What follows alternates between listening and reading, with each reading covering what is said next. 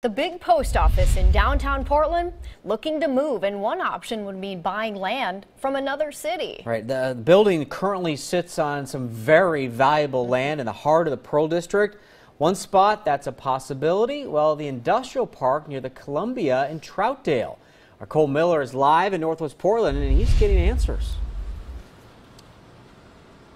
Well, Dan, Jennifer, good evening. The post office here, they're looking for some new land and a new home. Now, that spot that you mentioned out there in Troutdale, it's got just about everything they would need. However, it's money that has Troutdale on the fence.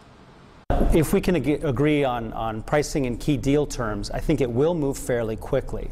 The wheels are turning. The downtown Portland post office and its roughly 1,400 employees in search of a future home. Sean Ullman is with the Portland Development Commission. He says the city has been working with USPS for a decade, and now they're finally looking at potential sites. A couple of those are in the city of Portland, and a couple of the other sites are not in the city of Portland. We need to make sure this makes sense for the taxpayers. This is a very big investment of public dollars. Here's one of those sites out at the Troutdale Reynolds Industrial Park, where land is already being moved around. It's owned by the Port of Portland. And all we're doing is just sharing information, right? We're not negotiating at this point. Doug Doust is the mayor of Troutdale. One of the big issues, of course, is that a federal agency does not pay property taxes. Basically, the city would not collect that annual property tax like it would get from, say, a private business. Rather, it's asking for a chunk of change up front in lieu of that. I mean, it would be a huge